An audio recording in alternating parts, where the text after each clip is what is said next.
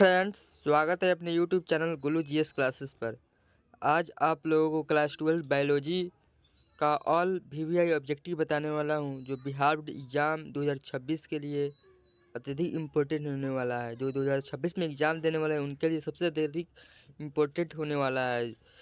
All chapter का VVI important question बताने वाला है। ओनली 50 क्वेश्चन, जो इसको पढ़ लेने के बाद आपको एग्ज़ाम में कुछ हेल्प मिल सकता है। इसे इसे अवश्य देखिएगा। ठीक, चलिए शुरू करते हैं बिना देरी करते हुए। यदि आपको वीडियो अच्छी लगी तो लाइक सब्सक्राइब जरूर करिएगा। ठीक, चलिए शुरू करते हैं बिना देरी करते हुए। सबसे पहले बता दो, जीव विज्ञान के जनक कौन है। तो जीव विज्ञान के जनक होता है अरस्तु। यह भी पूछता है दोस्तों, इस ईयर एग्जाम में 2025 के एग्जाम में पूछा हुआ था, जीव विज्ञान के जनक कौन है। तो जीव विज्ञान के जनक कौन है, तो अरस्तु है। अरस्तु जीव विज्ञान के जनक है, अरस्तु। पुष्प का नर भाग कहलाता है अंडप कहलाता है, या पुंकेसर कहलाता है, या वर्तिका कहलाता है, या वर्तिकाग्र कहलाता है। तो ये इसका सही आंसर हो जाएगा, पुष्प का नर भाग पुंकेसर कहलाता है। क्या कहलाता है, पुंकेसर। पुष्प का नर भाग पुंकेसर कहलाता है। पराग कण का निर्माण कहाँ होता है। अंडाशय में, तो पुंकेसर में, तो वर्तिका में, तो वर्तिकाग्र में। तो पराग कण का निर्माण पुंकेसर में होता है। कहाँ होता है, पुंकेसर में।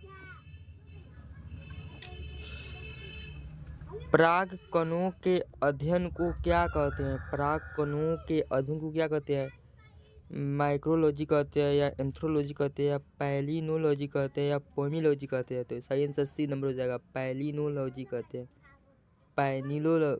पैलिनोलॉजी है, पैलिनोलॉजी ऐसा होगा, पैलिनोलॉजी।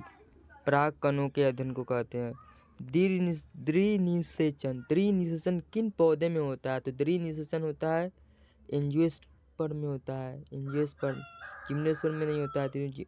नहीं ब्रायोफाइट्स में होता है, नहीं टेरिडोफाइट्स में होता है। जिम्नोस्पर्म में द्विनिषेचन होता है। बीज का निर्माण किसमें होता है, अंडाशय में होता है, या बीजांड में होता है, या पुंकेसर में होता है, या वर्तिका में होता है। तो बीज का निर्माण बीजांड में होता है। और वही पूछेगा फल का निर्माण, फल का निर्माण, तो फल का निर्माण अंडाशय में होता है। ठीक, और बीज का निर्माण बीजांड में होता है। फल का निर्माण किससे होता है। फल का निर्माण किससे होता है, बताया हूँ। तो फल का निर्माण अंडाशय में होता है, या बीजांड में होता है, या पुंकेसर में होता है, वर्तिका में होता है। सही आंसर क्या हो जाएगा, अंडाशय। और वही पूछेगा बीज, तो बीज के लिए बीजांड, और फल का निर्माण के लिए अंडाशय। ठीक, निम्न में कौन सा असत्य फल है। तो सेब है, या आम है, या संतरा, या अंगूर है। तो सेब असत्य फल है। सेब असत्य फल है। असत्य फल को मिथ्या फल भी कहते हैं। असत्य फल को मिथ्या फल भी कहते हैं। मिथ्या फल भी कहते हैं। और कूट फल भी कहते हैं। कूट फल भी कहते हैं। कूट फल भी कहते हैं। कूट फल, मिथ्या फल, कूट फल, असत्य फल को ही कहा जाता है। तो सेब, काजू, अनारस, सेब, यहाँ पे काजू भी होता है, अनारस भी होता है। सेब, काजू, अनारस असत्य फल है, मतलब कूट फल है, मिथ्या फल है। ठीक, और यह आम, संतरा, अंगूर, ये सब सत्य फल है। सत्य फल को वास्तविक फल भी कहते हैं। क्या कहते हैं, वास्तविक फल भी कहते हैं। वास्तविक फल भी कहते हैं, ये पर ध्यान रखना। सत्य फल को वास्तविक फल कहते हैं, और असत्य फल को कूट फल भी कहते हैं। असत्य फल को कूट कहते हैं, और मिथ्या भी कहते हैं, आभासी भी कहते हैं। ठीक, किन पौधों में स्वपरागन होता है। स्वपरागन किन पौधे में होता है। तो स्वपरागन द्विलिंगी पौधे में होता है। किन पौधे में होता है, द्विलिंगी पौधे में। बिना क्या करा है, बिना निषेचन के फल बनने की क्रिया क्या कहलाता है। तो पार्थिनोकार्पिक कहलाता है। क्या कहलाता है, पार्थिनोकार्पिक। और बिना निषेचन के जीव का निर्माण होना क्या कहलाता है, जीव। यदि जीव का निर्माण होगा तो वह पार्थेनोजेनेसिस कहलाएगा। पार्थेनोजेनेसिस यदि बिना निषेचन के जीव का निर्माण होगा तो पार्थेनोजेनेसिस, और फल का निर्माण होगा तो पार्थेनोकार्पिक। और वही बीज का निर्माण हो, बिना निषेचन के बीज का निर्माण हो तो एपोमिक्सिस कहलाता है। एपोमिक्सिस यानी असंग जनन कहलाता है। असंग जनन। ठीक, बताते हैं, फिर से बताते हैं दोस्तों। देखो, बिना निषेचन के फल, यदि फल का कहेगा तो फल पार्थेनोकार्पिक, बिना निषेचन के फल का निर्माण होना पार्थेनोकार्पिक कहलाता है। और वही यदि बीज का निर्माण कुछ कहेगा, बिना निषेचन के बीज का निर्माण क्या कहलाता है? असंग जनन। असंग जनन कहलाता है, बिना निषेचन के बीज का निर्माण होना। और वही पूछेगा बिना निषेचन के जीव, और ये जीव पूछेगा, जीव यहाँ पे दे देगा, बिना निषेचन के जीव बनने की क्रिया क्या कहते हैं? तो इसमें क्या लगाइएगा? पार्थेनोजेनेसिस।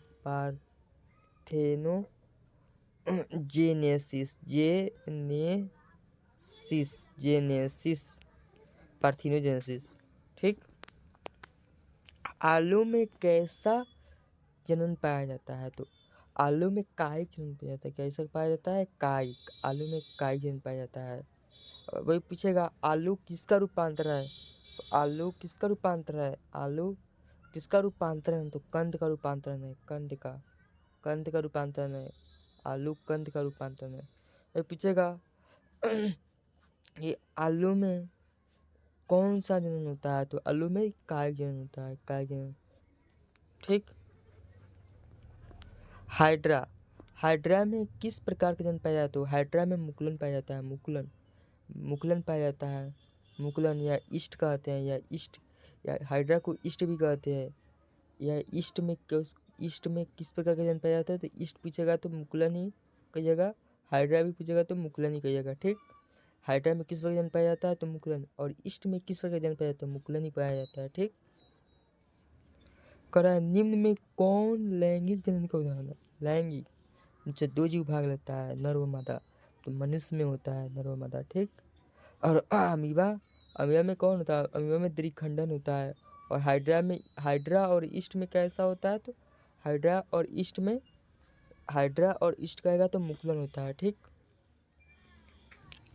पुष्पों की कृषि, क्रय विक्रय और व्यवस्था के विज्ञान को क्या कहते हैं? मतलब पुष्पों की खेती, विक्रेता और व्यवस्था के विज्ञान फ्लोरिकल्चर कहलाता है। क्या कहलाता है? फ्लोरिकल्चर।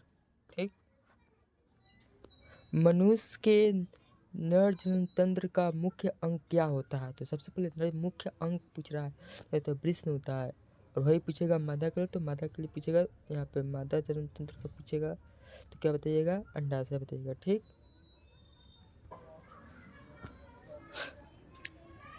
पुरुषों में शुक्राणु का निर्माण कहाँ होता है?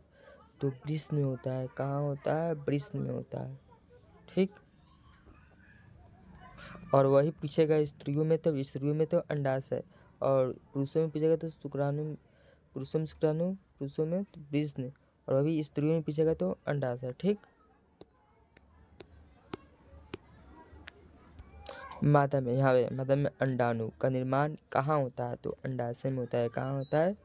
अंडाशय में होता है। वही पूछेगा नर में शुक्राणु का निर्माण कहाँ होता है? तो क्या बताइएगा? वृषण में बताइएगा। ठीक। मादा में अंडाणु का निर्माण कहाँ होता है? तो अंडाशय में। ठीक। निषेचन कहाँ होता है? निषेचन होता है फैलोपियन ट्यूब में। कहाँ होता है? Fallopian tube. इसका अन्य नाम अंडवाहिनी होता है। अंडवाहिनी, ये भी याद रखिएगा। अंडवाहिनी। ठीक। निषेचन कहाँ होता है? अंडवाहिनी में होता है या फैलोपियन ट्यूब में होता है। ठीक। कह रहा है गर्भ निरोधक गोलियों में क्या होता है? तो गर्भ निरोधक गोलियों में एस्ट्रोजन की मात्रा और प्रोजेस्टेरोन की मात्रा होता है। एस्ट्रोजन और प्रोजेस्टेरोन की मात्रा होता है। ठीक। मनुष्य में गर्भावस्था की अवधि क्या है? तो 9 महीने। ये तो सभी जानता है 9 महीने होता है, लेकिन दिन पूछ सकता है। तो दिन कितना? 9 महीने का गुना करना 30 नवा 30 गुने 9 से गुना करो 30 9 270, 270 नहीं होता है, प्लस 10 दिन बढ़ जाता है। चलिए पूछेगा मनुष्य व्यवस्था की अवधि कितने दिन का होता है, तो 280 दिन बताना, 280 दिन। ठीक, की अवधि ये तो आप लोग तो जानते ही हैं 9 महीने होता है, लेकिन यदि दिन पूछेगा तो 280 दिन बताना। 30 से 9 से गुना करेगा तो 270 होता है, लेकिन 10 दिन बढ़ जाता है, 280 दिन। और वही पूछेगा सप्ताह कितना होता है, तो सप्ताह इसमें 7 से भाग दे देना, 7 चौका 28, 40 सप्ताह, 40 सप्ताह कितना होता है, 40 सप्ताह। ठीक, 280 दिन और 40 सप्ताह होता है। ठीक, करा यहाँ पे यौन संचारित रोग का उदाहरण क्या होता है, एड्स होता है, करेक्ट, गोनोरिया होता है, तो करेक्ट टीबी नहीं होता है, तो बी ए और सी मतलब डी इसका सही आंसर हो जाएगा, डी। एड्स होता है और गोनोरिया होता है, टीबी नहीं होता है। ठीक, मनुष्य में गर्भ निरोधक का उदाहरण है, मनुष्य में गर्भ निरोधक का उदाहरण क्या है, कपल टी, ये भी रुकता है, कपल टी। निरोधक गोलियां, ये भी रुकता है, आयोडी कपल टी होता है, ये भी रुकता है, तो उपयुक्त सभी हो जाएगा। ठीक, कपल टी किसको रोकता है, कपल टी किसको रोकता है, तो निषेचन को रोकता है, किसको रोकता है, निषेचन को रोकता है, निषेचन को रोकता है कपल टी। ठीक, कपल टी निषेचन को रोकता है। ठीक, आयोडी होता है टी के आकार जैसा होता है, टी के आकार जैसा, जिसमें पता के जन्म तंत्र में स्थापित कर दिया जाता है। ठीक, मनुष्य में भ्रूण का विकास कहाँ होता है, तो भ्रूण का विकास कहाँ होता है, गर्भाशय में होता है, भ्रूण का विकास गर्भाशय में होता है, गर्भाशय की थैलेमीमा संरचना होती है। ठीक, तो पता होगा। ठीक, आधुनिक भ्रूण विज्ञान के जनक कौन है, वान वेयर है, कौन है, वान where.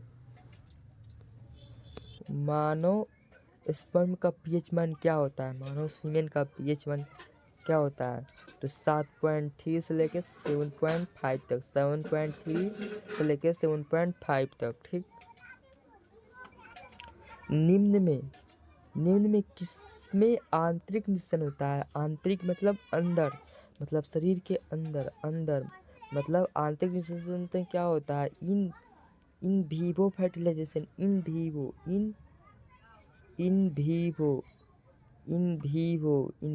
Fertilisation, in vivo fertilisation मतलब आंतरिक निषेचन किसमें होता है, आंतरिक निषेचन अंदर होता है, स्तनपायी में होता है, मतलब स्तनपायी मनुष्य में।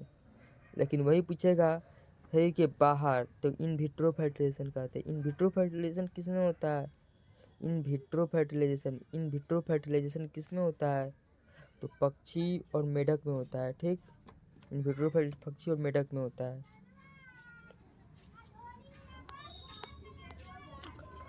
अनुवांशिकी का जनक किसे कहा जाता है, तो अनुवांशिक का जनक किसे कहा जाता है, डार्विन को कहा जाता है, डार्विन को कहा जाता है।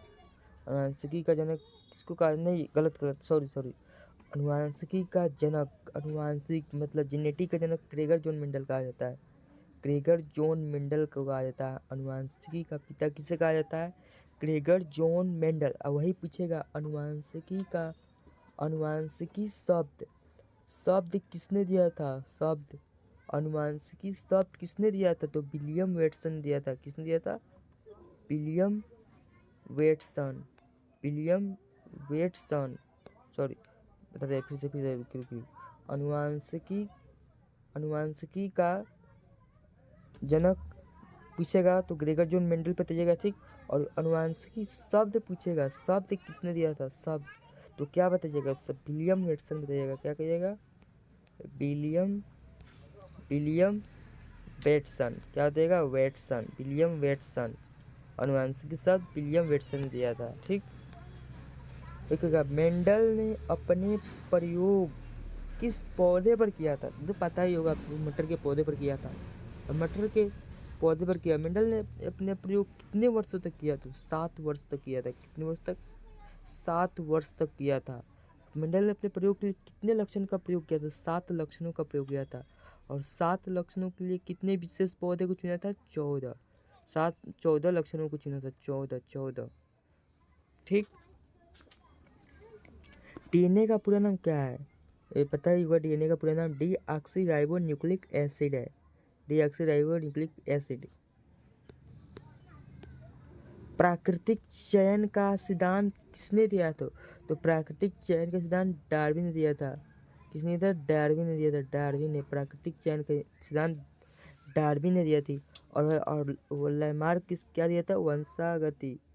वंशागति का सिद्धांत दिया था। वंशागति। वंशागति का सिद्धांत दिया था। वंशागति का सिद्धांत। वंशागति का सिद्धांत दिया था। लैमार्क ने वंशागति का सिद्धांत दिया था और डार्विन ने प्राकृतिक चयन का सिद्धांत दिया था। ठीक। मनुष्य में गुणसूत्रों की संख्या कितनी होती है? मनुष्य में पूछेगा तो 46। और वही जहाँ युग्मक बात करेगा, युग्मकों में पूछेगा, युग्मकों में पूछेगा तो क्या बताइएगा? तो 23। ठीक, 23 पाया जाता है युग्मकों में। यहाँ युग्मक की बात जहाँ भी आए तो 23 लगाइएगा। ठीक, और जहाँ यदि मनुष्य में या कोशिका में बात आए तो वहाँ 40 लगाइएगा। ठीक। पुरुषों में लिंग गुणसूत्र होते हैं। पुरुषों में क्या होता है? एक्स और वाई होता है। और स्त्री में क्या होता है? एक्स और एक्स होता है। ठीक, पुरुषों में एक्स और वाई, एक्स वाई कहाँ है? यहाँ पे है। तो ठीक। पुरुषों में परिवार नियोजन की अस्थायी विधि है। परिवार नियोजन की अस्थायी विधि क्या होता है? नसबंदी होता है। नसबंदी स्त्रियों में भी होता है और पुरुषों में भी होता है, दोनों में होता है। ठीक, भाई कपटी सिर्फ स्त्री में होता है, गुलिया भी स्त्रियों में होता है, नलबंदी तो कुछ नहीं होता है। तो यहाँ पे आंसर में नसबंदी दिया तो नसबंदी ही लगाना। ठीक, या ABC दोनों होता है, ये तीनों हो सकता है, ये तीनों स्त्रियों में होता है। लेकिन आंसर में दिया हुआ है दुगो स्त्री और एगो पुरुष, तो नसबंदी ही सही रहेगा। इसका सही आंसर क्या लगाइएगा? नसबंदी। यानी स्त्रियों में भी नसबंदी होता है। ठीक। परिवार नियोजन का कार्यक्रम कब प्रारंभ किया था? तो 1951 में किया गया। 1951 में। ठीक। भारत में प्रथम जनगणना कब हुआ था?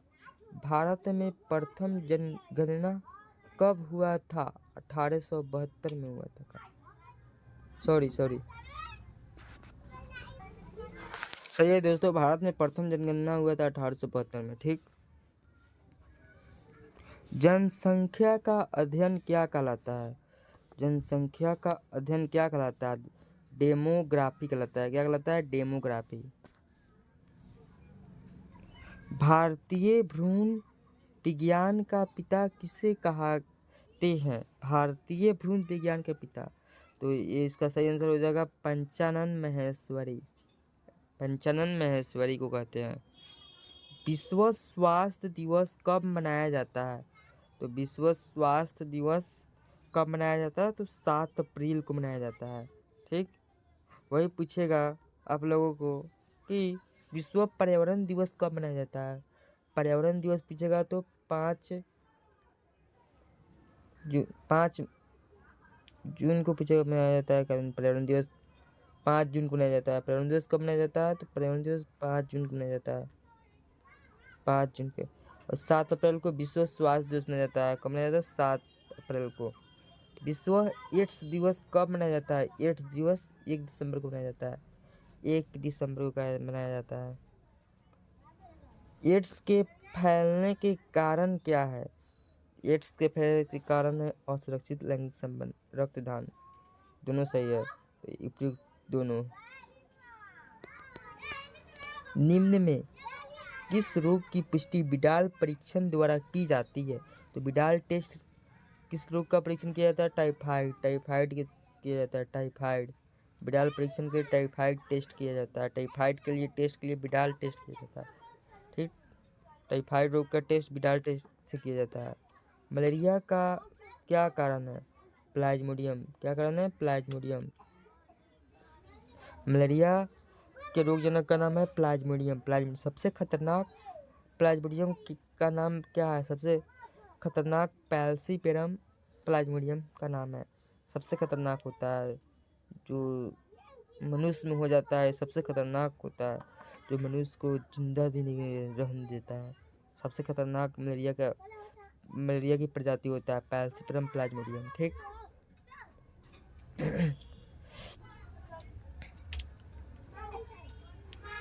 पारिस्थितिकी तंत्र में ऊर्जा का प्राथमिक स्रोत क्या है? तो सूर्य है।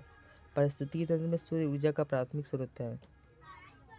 पारिस्थितिकी तंत्र में उत्पादक पौधे होता है, मतलब पौधे उत्पादक होता है, प्राथमिक उत्पादक।